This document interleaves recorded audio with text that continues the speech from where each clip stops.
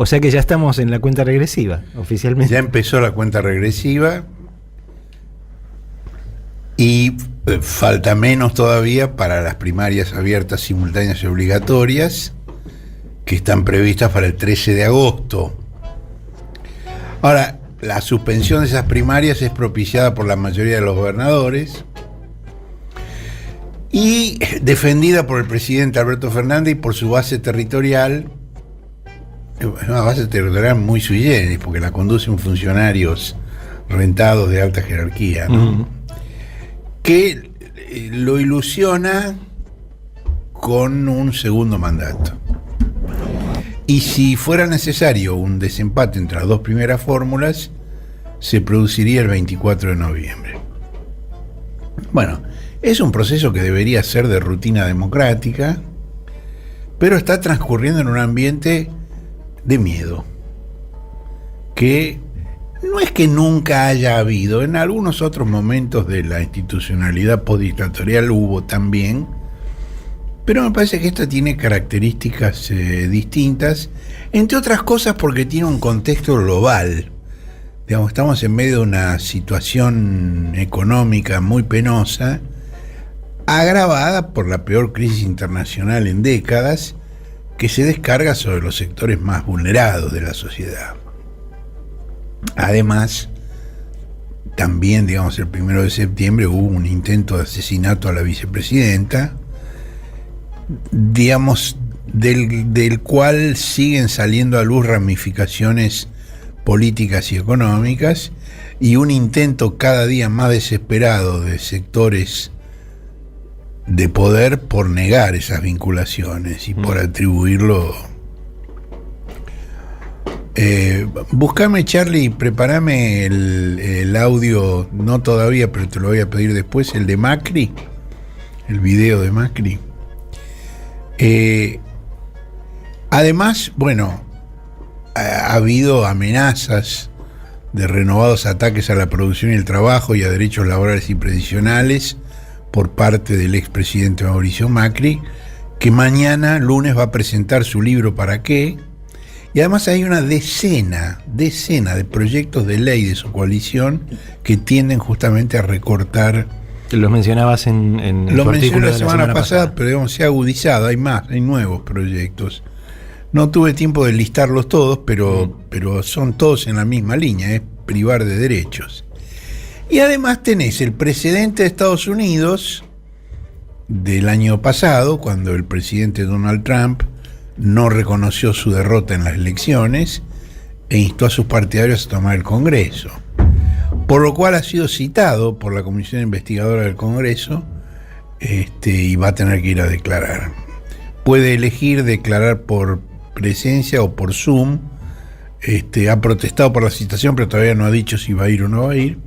Y más cerca, la intimidación del presidente brasileño Jair Bolsonaro de repetir en su país el putsch de Trump si el próximo domingo el voto popular favorece a Lula. Tenemos una nota excelente de Andrés Alsina sobre la derecha demoníaca brasileña, donde muestra que de alguna manera, aun cuando Bolsonaro pierda la elección, queda instalado, digamos, un núcleo de ultraderecha violento, muy afín con lo que estamos viendo en la Argentina, muy afín, y que allí tiene un liderazgo muy consolidado en Bolsonaro, cosa que era impensable dada la insignificancia del personaje, pero bueno, siempre, es una de las cosas que quedaron clarísimas del resultado, de este primer resultado, ¿no? De esta primera vuelta de elecciones. Sí, y además quedan clarísimas, digamos, con, por ejemplo, yo he mencionado la famosa investigación de este psicólogo Cohen sobre el mito de los protocolos de los sabios de Sion, donde muestra que personajes lunáticos, irrelevantes, de subsuelo, en determinadas circunstancias de la vida política y económica de un país, surgen, digamos, a un liderazgo nacional que poco antes era impensado. El mejor ejemplo es Hitler, por supuesto, y en nuestro país tenemos a López Rega. Aunque en nuestro país tenemos una especialidad, si tenemos tiempo después lo voy a contar. Ahora, bueno, una cosa llamativa es que la intención presidencial de postularse para la reelección fue ridiculizada en el conglomerado de medios más próximo al jefe de Estado, que es el que conduce Fabián de Sousa, y uno de cuyos directivos es nada menos que el jefe de gabinete de asesores de Alberto, Julián Leunda. ¿Leunda? Leunda, sí. Sí, pero sin H. ¿No es Leunda? No había reparado en eso.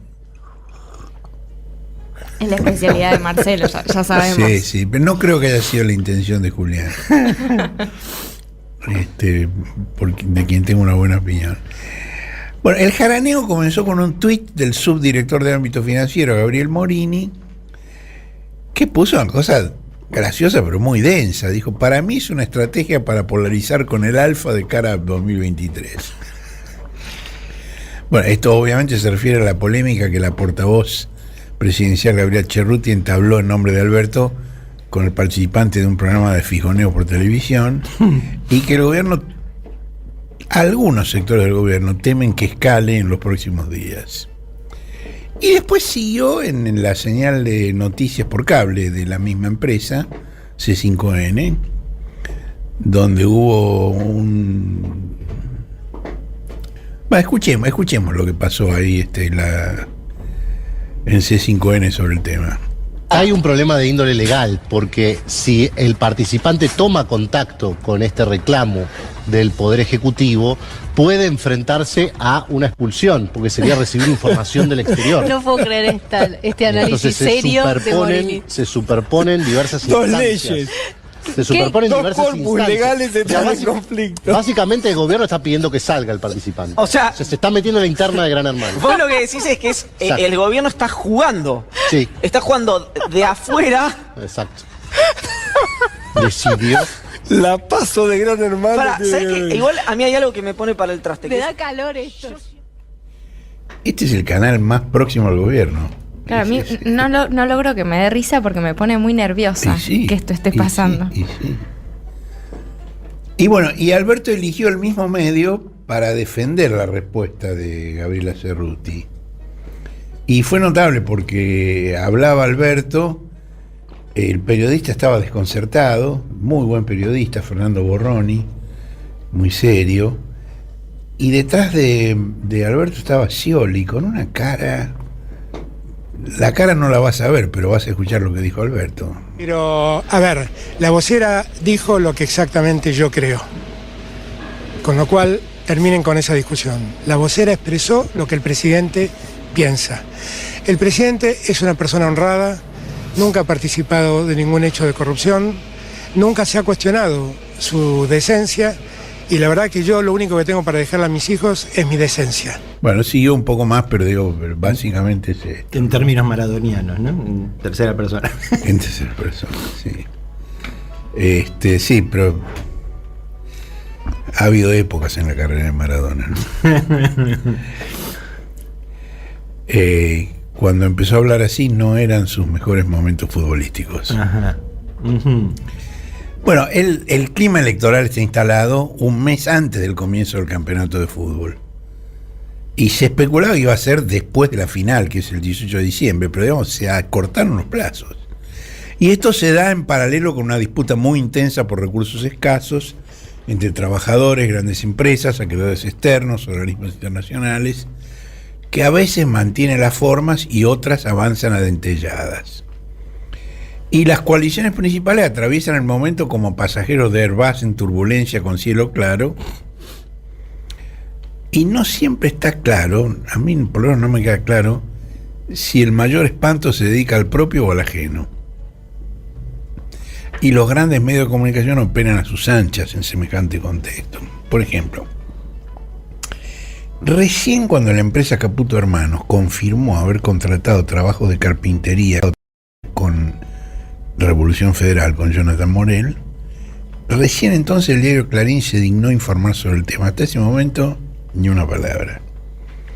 Pero ni aún así consignó que Morel tercerizó la tarea porque no tenía capacidad para realizarla, que es lo que le dijo a Raúl Colman y a Irina Hauser uno de los defensores de Morel, un abogado neonazi que creo que el cohete va a ser el primer medio que va a decir cómo se llama. De nombre. Se llama Abdallah Nilo Amir Medina Chale. Si estuviéramos en Estados Unidos, creo que la investigación seguiría otro curso.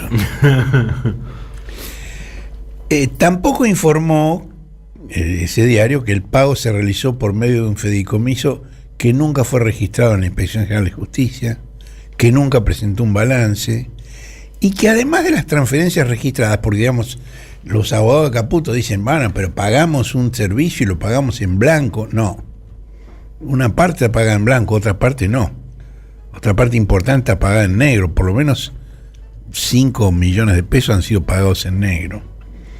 Con lo cual el trasiego entre los Caputo y los revolufederados ya no es de 1.700.000 como se dijo inicialmente, sino que ya ronda los 15 millones, que es un dinero. Y además, en uno de los allanamientos que se realizaron por el juez Martínez de Giorgia, Revolución Federal, secuestraron $50.000 en efectivo. Es decir, la idea esa de los marginales, de los lumpenetas, entra en crisis también desde ese lado. En cambio, el mismo diario Clarín destacó que el líder del movimiento Evita, Fernando Navarro, conocido como el Chino, es propietario de 3 bares, en uno de los cuales trabaja un hermano de Juan Manuel Abal Medina. Y la nota está ilustrada con fotos del corpulento Navarro en uno de esos locales, en el barrio porteño de Las Barracas, aplicado a las tareas que no sé bien cómo compatibiliza con su desempeño en la jefatura de Gabinete de Ministros, donde es secretario de Relaciones con la Sociedad Civil y Desarrollo Comunitario. Y la foto, bueno, está el Chino Navarro ahí atendiendo una mesa, limpiando el bar. Esta exposición de chinoísmo explícito me hizo recordar una frase de Deng Xiaoping que decía: no importa el color del gato, sino que case ratones. ¿Te acordás? No. Deng Xiaoping fue el iniciador del reformismo chino, luego de la Revolución Cultural de Mao, y cuando empezó a tomar distancia de los planteos ultraideologistas del maoísmo y empezó a plantear el tema del desarrollo económico, de la productividad, la frase con la que lo dijo fue esa: no importa el color del gato, sino que case ratones. El chino caza ratones. Bueno, Clarín también le dio un relieve muy especial al encuentro que Navarro y su socio Emilio Pérsico mantuvieron en la sede de UPCN, que es un sindicato clave de la CGT y de la mesa chica de la CGT, donde los seguiteros y la mesa chica de la CGT empezaron a avanzar en la posibilidad de un armado político conjunto cuyo eje apenas disimulado es el antikirchnerismo. Bueno, en uno de sus vaivenes periódicos el presidente alienta este tipo de armado, pero me parece que ellos no están demasiado interesados en ese aliento. Una entrevista que le hicieron ayer al Cuervo Larroque en una radio, donde dijo una cosa interesante. Dice: los que le calentaron la cabeza al presidente con el albertismo ahora están tratando de armar el post-albertismo. Porque lo que esta gente busca son triunfos. Y lo que se ilusionan es con sumar gobernadores, no al presidente. Bueno, todos esos antagonismos se reflejaron en los actos del 17 de octubre, el lunes pasado, donde, digamos, hubo muchas actividades, pero básicamente 3.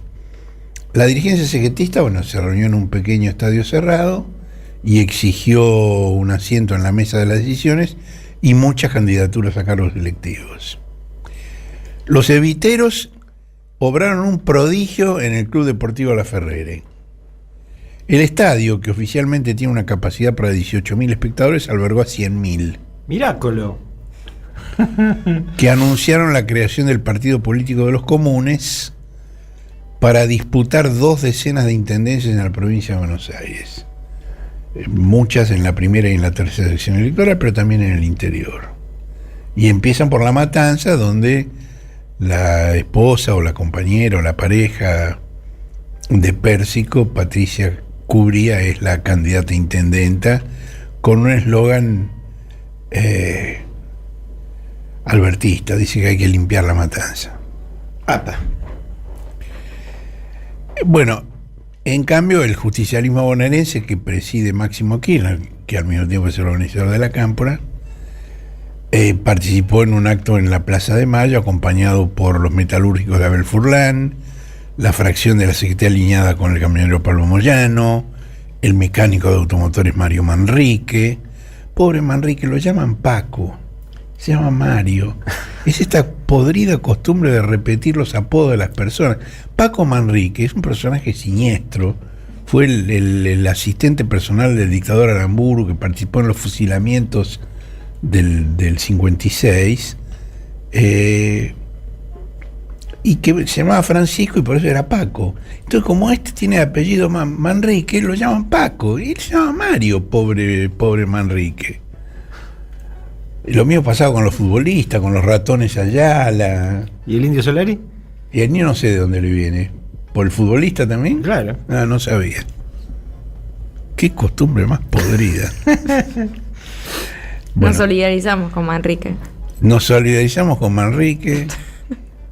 El Indio no sé si le molesta ese. No, al contrario, se lo ganó. No es malo, claro. Se lo ganó y le ha hecho honor. Sí, ese no es malo, no.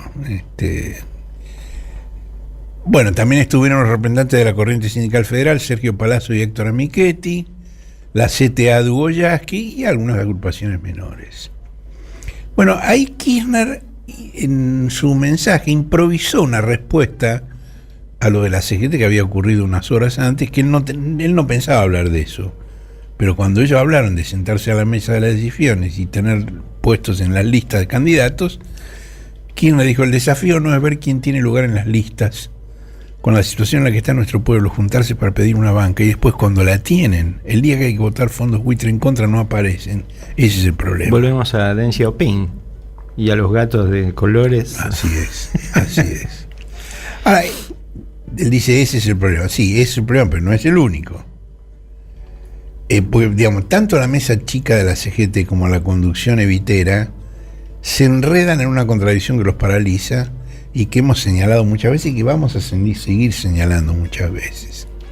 Por ejemplo, el hijo del chino, Juan Francisco Navarro, que también es funcionario jerárquico y también es candidato, se refirió a Cristina en términos de una agresividad que yo no he visto en muchos casos. Dijo: esa tía que grita emulando a una Bibi Canosa progresista, cuya revolución es hablar del lawfare. Ahora, lo que pasa es que tanto las bases de los sindicatos como de los movimientos sociales la aman a Cristina. No aman a Bibi Canosa, aman a Cristina. Y reconocen sus años de gobierno como a la mejor reencarnación del peronismo. Bueno, todos estos temas formaron parte de la reunión que Kirchner sostuvo esta semana en la Gobernación de La Plata con Axel Kicillof, el gobernador, con el jefe de gabinete Martín Insaurralde, con media docena de intendentes de la primera y la tercera sección electoral del conurbano y los ministros nacionales Gabriel Catopodis y Jorge Ferraresi. Bueno, ahí se atribuye, digamos, por todos lados, dice que eso fue para ver cómo programar el repliegue a la provincia de Buenos Aires para preservar lo que se pueda luego de una derrota en la elección nacional.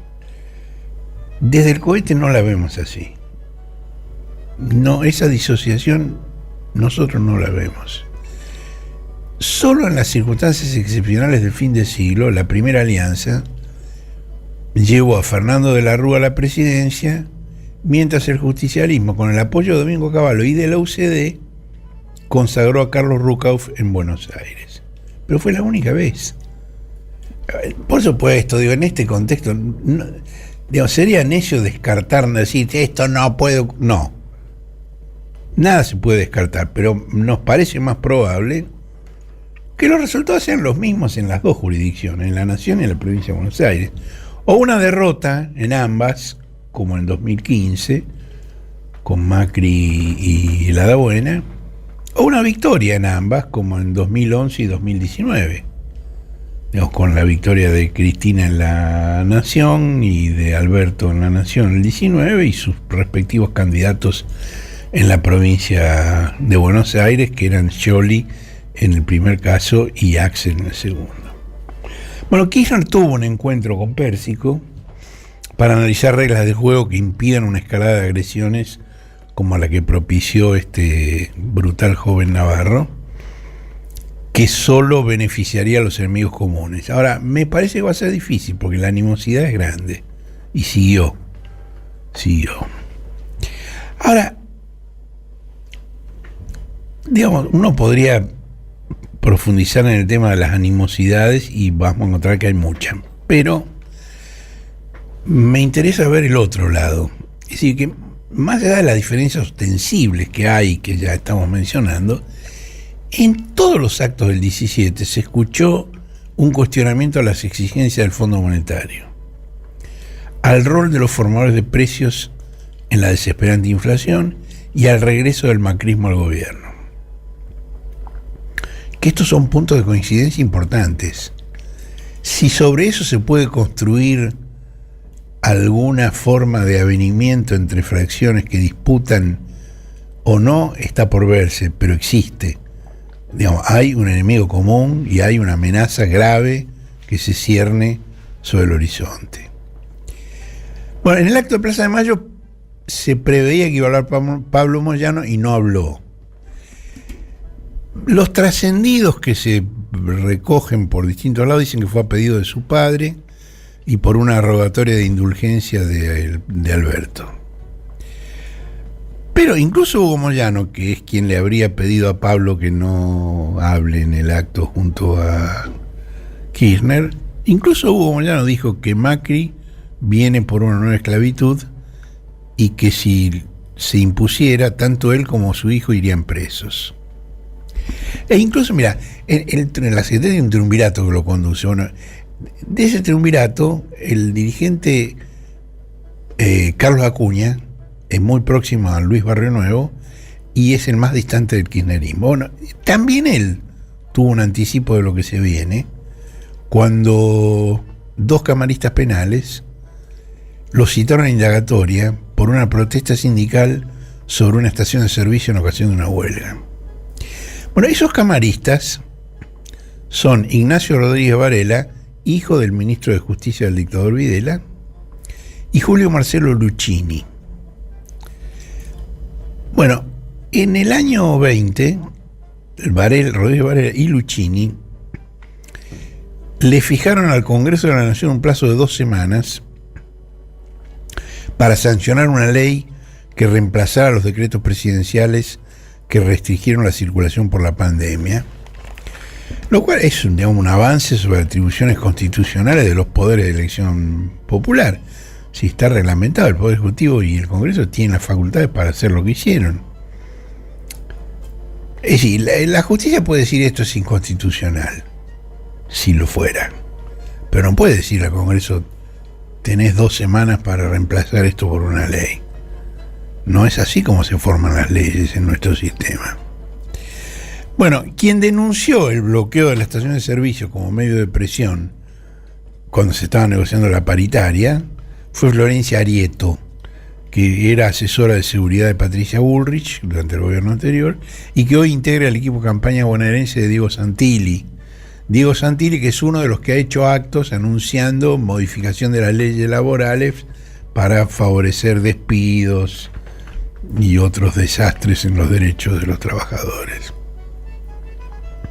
Ahora, una de las cosas que son las más inquietantes es que este menoscabo de la división de poderes, donde la justicia se arroga atribuciones que la Constitución no le confiere, tiene el respaldo explícito de la Corte Suprema de Justicia, que ha tenido una reunión donde están preparando una objeción a la ley de presupuesto que todavía no se sancionó, que todavía no solo tiene dictamen de comisión en la Cámara de Diputados, en la que en ese dictamen peronistas y radicales incluyeron un artículo por el cual los jueces deberán pagar el impuesto a los ingresos personales como cualquier ciudadano.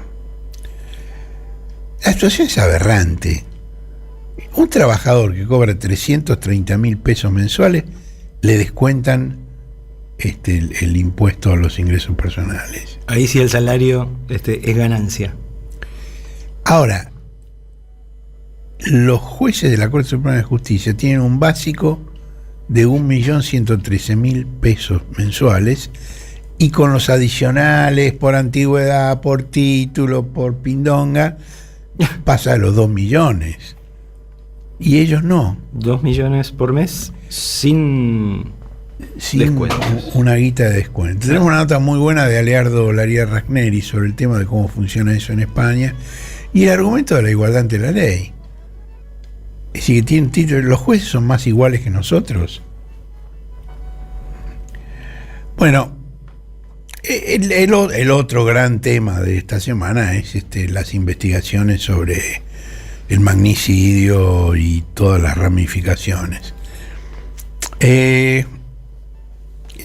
Nosotros hoy hacemos una cosa que habitualmente no hacemos, que a mí no me resulta demasiado simpática, pero que de tanto en tanto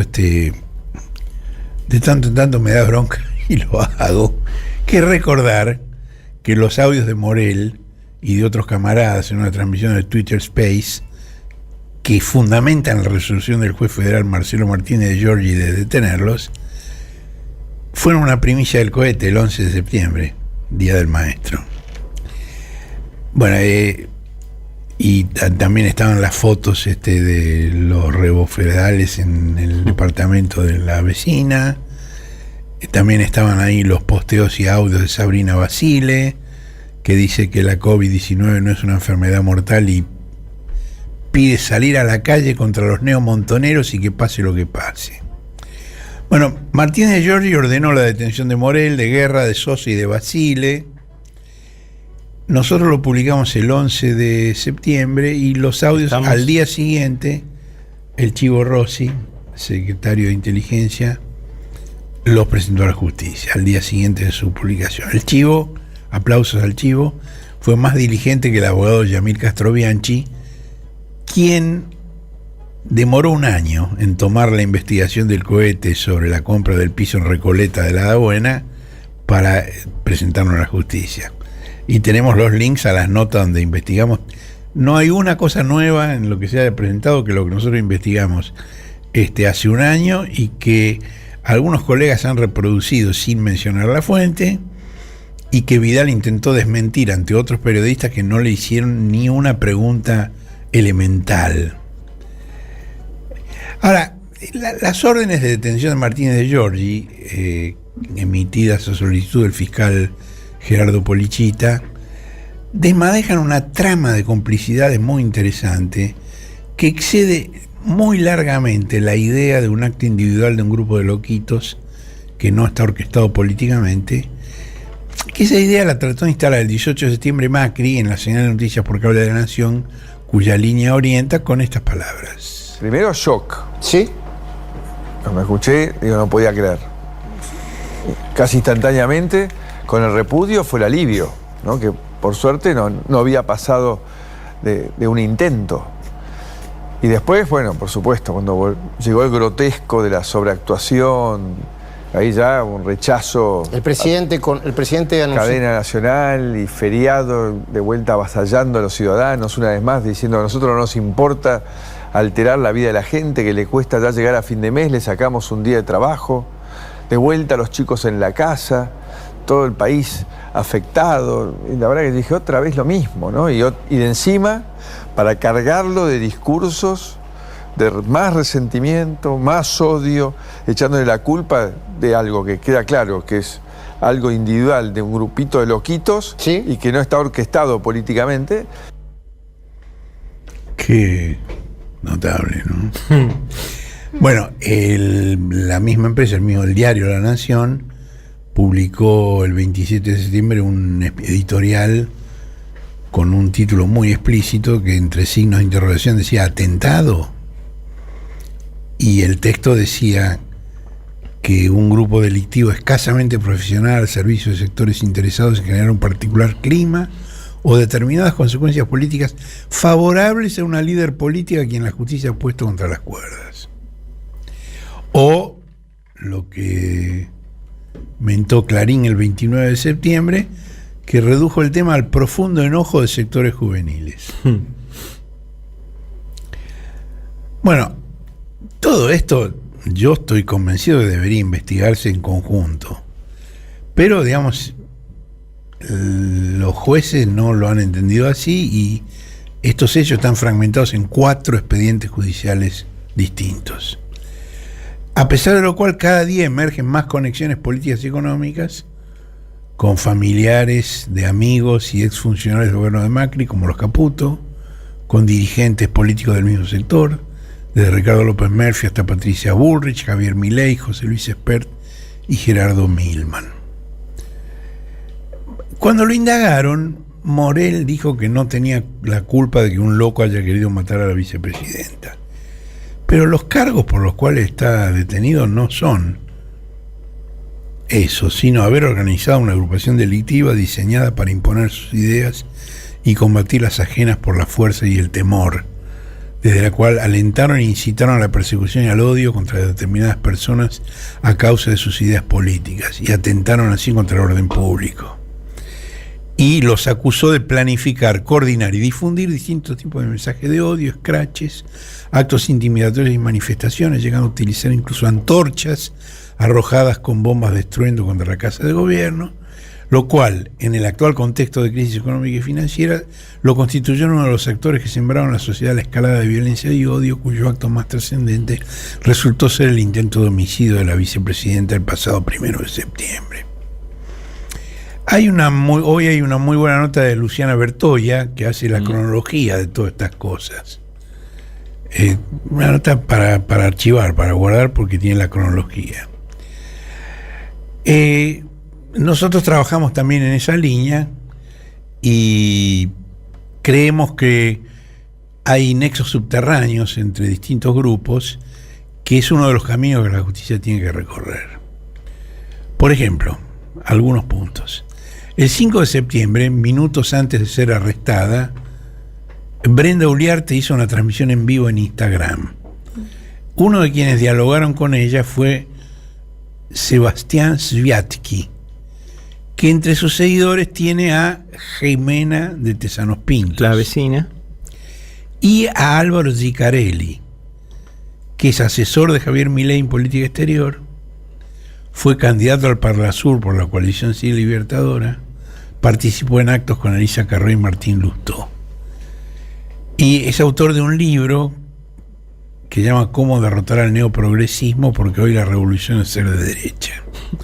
Bueno, Zicarelli tiene un sitio web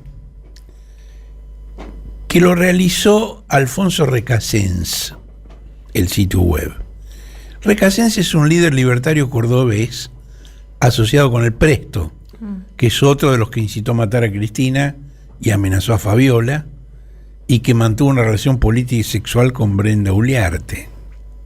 Hay una nota de la revista Crisis, que tenemos linkeada en el cohete de hoy, donde Recasens dice que el crecimiento de ellos se dio por el esfuerzo de think tanks locales y extranjeros como la Fundación Friedrich Naumann y la Fundación Bases, nuestros principales socios. Otro de los participantes se hace llamar el tipito enojado, que usa un antifaz, y en un video revela relaciones con servicios de inteligencia y con un diputado con quienes dice haber discutido los límites y los riesgos de su actividad, porque dice que recibió amenazas de muerte. Otro de los participantes se llama Emanuel Danán, que en realidad Emanuel Danán no se llama Emanuel Danán, se llama Manuel Jorge Gorostiaga. Y Hernán Carroll, que fue candidato a concejal por La Matanza en la lista de José Luis Espert, que formaba parte de una agrupación de Gimnasios Unidos que se creó para protestar por el aislamiento, por la pandemia, y con remeras negras que dicen seguridad, el pelo rapado. Y me acordé que hay un rapado más joven, pero sin remera, con camisa, que fue sindicado como custodio de Victoria Villarroel, la segunda en la lista de Milei, que durante un año de acto de campaña de Milei el año pasado amenazó con un arma desde el palco al público. Bueno, todos estos tipos han compartido actos públicos con un discurso extremo. Varios de ellos se declaran masones, como el abogado defensor de Sabac Montiel, Gustavo Marano. En esos actos en los cuales se lanza la agrupación Nuevo Centro Derecha, también participó Carol y otros de los rapados de seguridad. En el acto de febrero del 21 en Parque Chacabuco, por el cual ha habido procesamiento porque rompieron las restricciones de circulación de pandemia, el que lleva la voz cantante es Danán Gorostiaga. Ahora, nuestro colega Juan Alonso publicó que en realidad Danán Gorostiaga, durante el gobierno de Macri, trabajó en la AFI, la Agencia Federal de Inteligencia, e incluso publica que lo hizo con el alias Marco Galiani. Y Alonso reprodujo 2 fotos del personaje. En una posa con un arma y en la otra... Una que circuló mucho, en la que está con un Falcon, ¿no? Verde. Y con una referencia a la memoria. Bueno, ¿cómo se siguen entrelazando estas relaciones? Carroll aparece de repente en un escrito de Fernando Sabac Montiel, de puño y letra a la jueza Capuchetti, donde renuncia a los defensores oficiales y dice que Carroll le va a designar y va a pagar a uno privado, a un abogado privado. Bueno, Carroll lo negó, dijo que no es cierto, y dijo que él era un activista político que coincide con Milei, Bullrich, Milman y López Murphy. Hay fotos de él con todos ellos. Se ha atribuido haber reunido a Milei con Bullrich, pero él dice que no tiene ninguna relación con los criminales. A pesar de eso, él fue orador en un acto de Revolución Federal frente a la Casa de Gobierno y admitió haber participado en un vivo de Instagram con Brenda Uliarte, pero no solo eso, también dijo que le invitó a una fiesta de cumpleaños y que Brenda Uliarte fue a la fiesta de cumpleaños en compañía de Sabac Montiel. Es decir, no, pero sí. Bueno, esto se da en un contexto, digamos, a mí me interesa mucho mostrar, digamos, la trama y la urdimbre, cómo se van combinando estas cosas, porque si las analizás por separado, me parece que no entendés la densidad y la gravedad de lo que está pasando. En otro fragmento de su mensaje en la Plaza de Mayo, Kirchner refutó a quienes dicen que el tema de la deuda está solucionado. Y dijo, la curva de vencimiento que tiene nuestro país para cualquier candidato que aspire a ser presidente y a gobernarlos es un verdadero problema. Pero cuando se planteaban estas cosas en las negociaciones nos decían, no importa, habrá que renegociar de vuelta, habrá que hacer más rollover. El rollover es lo que se llama el bicicleteo, la renegociación. Y dice Kirchner, y así siempre, nunca vamos a poder planificar el país que deseamos. Y si el Estado Nacional no puede planificar, menos van a poder planificar las familias argentinas. La Argentina necesita un respiro, no necesita lecciones de economistas de ideas obsoletas, arcaicas y que solo benefician a unos pocos. Bueno, esta afirmación de Kirchner se basa en un trabajo realizado por el Centro de Economía Política, CEPA, que entre paréntesis el mes próximo cumple 10 años, yo creo que son los mejores discípulos de Eduardo Basualdo y que están haciendo un trabajo extraordinario, Julia Estrada y Hernán Lexter a la cabeza.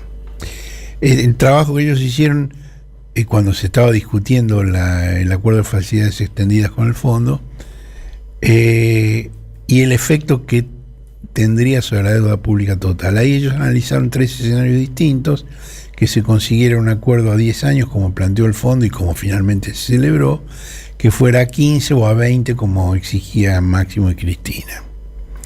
Y hay un cuadro del perfil de vencimientos de deuda pública bruta en moneda extranjera, en caso de un acuerdo con el fondo a 10 años, 4 años de gracia y sobretasa en el periodo 2022-2041. Está el gráfico ahí, y es muy interesante porque ustedes se acuerdan que la refinanciación se justificó porque como había explicado siempre Mr. Magoo, no se podían pagar 18.000 y 19.000 millones de pesos este año y el próximo. Ahora el gráfico muestra que una vez celebrado el acuerdo que está vigente, estos montos crecen sin cesar. Este año y el próximo ya superan los 5.000 millones de dólares. El primer año del próximo gobierno, que es el 24, van a llegar a 8.500 millones de dólares. Y desde entonces hasta 2031 van a exceder de los 20.000 millones de dólares cada año. Bueno, el trabajo ese de CEPA, al cual se refiere Máximo, entiende que con el acuerdo el Fondo Monetario se asegura condicionar también al próximo gobierno y apostar a que tenga un signo político distinto, que impulse las reformas que hoy son inexplicables. ¿Cuáles son? Las que enumera Macri en su libro apocalíptico. Ahora, finalmente, esto ocurre en un momento en que se acentúa la transferencia de recursos de los trabajadores a las empresas. El INDEC acaba de difundir un trabajo sobre distribución funcional del ingreso para el segundo trimestre de este año. Hay un nuevo trabajo de CEPA que interpreta esos datos de INDEC y muestra, es un trabajo muy técnico, no sé si un lector estándar puede comprenderlo, pero el trabajo indica que coexiste una fuerte recuperación del empleo con un magro desempeño salarial, sin recuperación de lo que se perdió desde que terminó la presidencia de Cristina y con empeoramiento respecto del comienzo de la actual gestión. A mí me parece muy interesante porque toda la discusión política se centra en las desavenencias personales entre Alberto, Cristina, y a mí me parece que sin descartar, digamos, que puede haber, que haya, pero me parece que las visiones discordantes que se manifiestan en el frente de todos sobre la situación económica y las perspectivas en las urnas están explicadas por estos datos, porque el presidente anuncia en actos y publicaciones los indicadores de crecimiento macroeconómico. O sea, dice lo que va bien, objetivamente. Y Cristina señala el empobrecimiento de los trabajadores, en especial de los que no tienen cobertura legal. Y los dos dicen la verdad. Ninguno está mintiendo. Pero lo que no se ponen de acuerdo son las consecuencias, sobre las consecuencias políticas y sociales de esta situación. Me parece... A mí este trabajo me ilustró mucho, me ayudó a entender mucho lo que está pasando. Si hay que hacer un esfuerzo para salir del puterío, del chismorreo, pues si no entendés cuál es el fondo, te vas a los caños, ¿no? Ahora, con Macri, la participación de los trabajadores asalariados en el ingreso cayó por un tobogán. Durante la pandemia mejoró, por las políticas de protección que fueron muy efectivas. Si bien, digamos, se sigue discutiendo el efecto inflacionario de la abundancia de pesos que se emitieron para esas políticas de protección. Y cuando aflojó la pandemia y se recuperó la actividad, lo que creció fue la participación del capital en el ingreso. Bueno, como siempre ocurre, digamos, el peor desempeño es el de los trabajadores no registrados, y si del análisis se excluye al sector público, la inequidad distributiva es todavía más acentuada. Publicamos ahí un gráfico de CEPA, sacando de lado las definiciones técnicas que son muy complicadas y que no vienen al caso, que muestra en color azul la participación de los trabajadores y en marrón el excedente del que se apropian las empresas, lo cual no deja dudas sobre los respectivos resultados. Es decir, los trabajadores caen y los empresarios crecen. Y esto es así porque la productividad del trabajo y el salario real que percibe quien realiza el trabajo siguieron rumbos opuestos. Por ejemplo, en el caso de la industria manufacturera, en el segundo trimestre de este año, la productividad por cada puesto de trabajo superó en 7% a la de igual periodo de 2016. Pero el ingreso medio real de los trabajadores que realizan esa productividad perdió casi 25 puntos. Y CEPA calcula que la productividad no pagada en ese lapso es de 1.600.000 millones de pesos. Bueno, esto también fundamenta la insistencia de Cristina sobre el proyecto de ley que elaboró la senadora Juliana Di Tulio de ayuda durante 2 años para eliminar la indigencia de 2 millones de personas, sobre todo los más jóvenes. Esto se va a tratar en comisión del Senado el miércoles de la semana que ahora comienza. Es viable su aprobación en el Senado, es más compleja en diputados, donde no es seguro que estén los votos. Y mientras tanto, el ministro de Economía Massa anunció un bono con la misma finalidad por decreto, pero por apenas 2 meses, con parte de los recursos obtenidos por la liquidación del dólar soja. Bueno, cuando había terminado con todo esto cerca de la medianoche, recibí una noticia que no llegamos a meter en el cohete de hoy, pero que me parece importantísima y que no quiero dejar de mencionar, y es que la Policía Federal terminó el peritaje ordenado por el juez Martínez Di Giorgi sobre los cuadernos Fénix. En realidad no sobre los cuadernos Fénix, sino sobre la digitalización en PDF de los cuadernos Fénix. Eso se realizó a pedido de un empresario, Armando Lozón, que aparece mencionado, y que él había advertido irregularidades que encomendó un peritaje privado, contrató un estudio de peritos calígrafos muy importante, que constató más de 1.000 adulteraciones en 3 de los cuadernos, donde se lo menciona, con direcciones cambiadas, con nombres cambiados. Y entonces, bueno, pidió un peritaje oficial. Marcelo Martínez de Giorgi lo concedió, sin entregar los cuadernos. Los cuadernos siguen siendo un misterio, ¿viste? No, los cuadernos no se pueden ver, no se pueden tocar. Y bueno, el peritaje se hizo sobre la digitalización. Y los resultados son impresionantes. Por supuesto, tanto Clarín como La Nación hoy los presentan como confirmación de que Centeno es el autor, de que la letra de Centeno, que él es el que los escribió, que son auténticos. Estamos hablando del chofer Oscar Centeno, ¿no? No, estamos hablando del suboficial del ejército, Oscar Centeno. No, esa es otra cosa. Vos mencionás el chofer Oscar Centeno y es una cosa, decís el suboficial del ejército Oscar Centeno y es otra cosa. Es verdad. Bueno, entonces, La Nación y Clarín acentúan que él lo escribió Centeno. Pero el peritaje confirma más de un millar de adulteraciones, y lo que se peritó es lo que concierne al Armando Lozón, nada más. Uh-huh. Armando Lozón es un empresario de una empresa que se llama Albanesi, que no es contratista del Estado. Es una empresa que cree que construye centrales eléctricas, pero no es contratista del Estado.